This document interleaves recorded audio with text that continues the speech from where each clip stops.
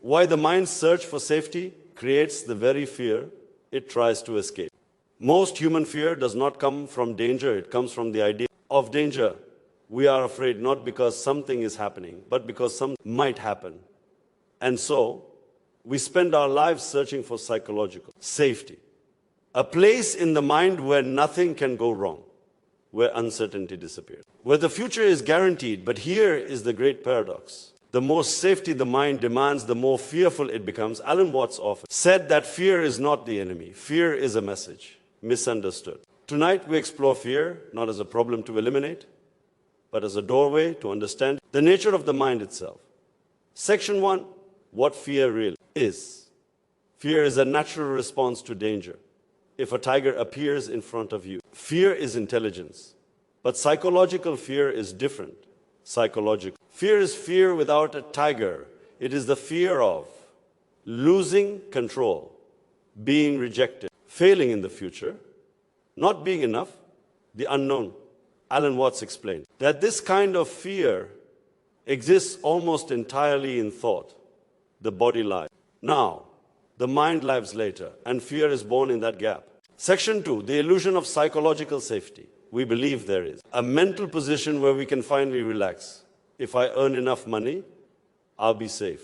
If people approve of me, I'll be safe. If I understand everything, I'll be safe. But life does not offer permanent security. Alan Watts compared this search to trying to stand still in a moving river. You cannot stop the flow. You can only learn how to float. Psychological safety is not something life gives you. It is something the mind imagines. And because it is imaginary, it is never fully satisfying. Section 3, why the mind needs safety. The mind believes it must protect me. But who is this me? Alan Watts taught that the sense of a separate self, the ego, is the root of psychological fear. The ego feels isolated, and isolation feels dangerous, so the ego seeks protection through control, through certainty, through prediction. But life is not predictable. And so the ego lives in constant tension. Fear is not proof that something is wrong with life.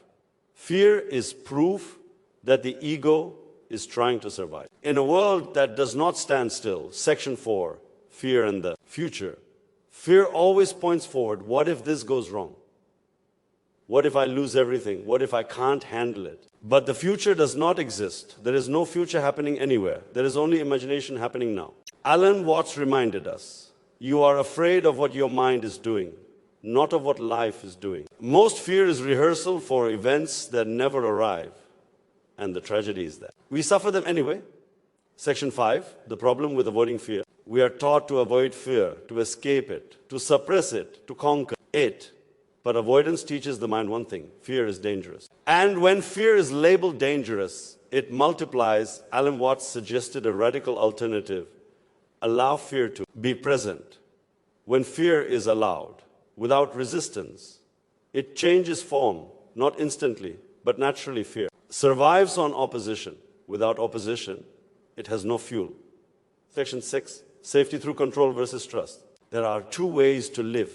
One is control, the other is trust. Control says, I must manage everything. Trust says, life knows how to move. Alan Watts often used the metaphor of breathing. You do not breathe by controlling each breath. Breathing happens when you let go. Fear arises when we forget this natural intelligence of life. You are not holding the universe together. Section 7, fear of losing the self. At the deepest level, fear is the fear of losing identity. What if I lose who I am?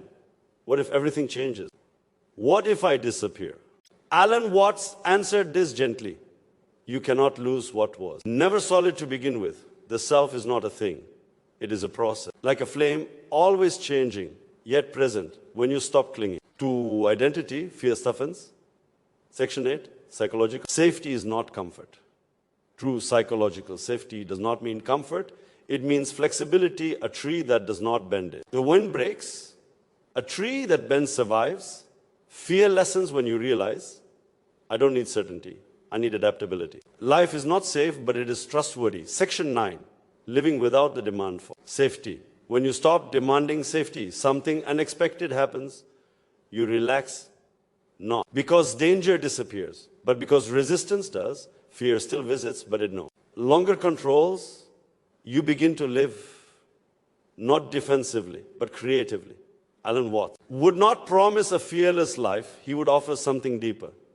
A life where fear is no longer mistaken for danger, where uncertainty is not the enemy, where life is trusted, not managed, and in that trust, you discover the safety you were always looking for was never something to be found, but something to stop demanding, when fear is no longer the enemy. In the first part, we explored how fear is created by the mind's demand for certainty and how psychological safety is an illusion the ego tries desperately to maintain. Now we go deeper, because fear does not disappear when we understand it intellectually. Fear dissolves only when we see through the one who is afraid, and that requires a deeper look, not at fear, but at the self that claims ownership of it. Section 10, who is the one who is afraid? When fear arises, we say, I am afraid. But Alan Watts asked a very subtle question. Who is this? Is it the body? The body reacts, yes, but it does not worry. Is it the mind? The mind produces thoughts, but who is listening to them? Fear assumes a solid center, a me who must be protected. But when you look closely, this center cannot be found. Fear exists. Sensations exist. Thoughts exist.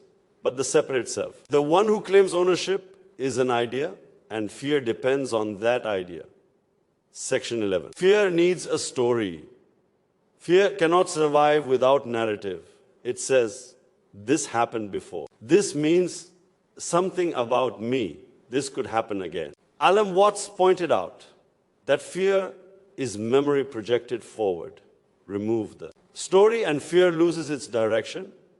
Without story, fear becomes sensation. And sensation by itself is not unbearable. The suffering comes from interpretation, not experience. Section 12, psychological safety as a social contract. Society teaches us fear. From childhood we learn, be careful, don't fail, don't stand out, don't risk too much. Safety becomes morality. But Alan Watts observed something radical.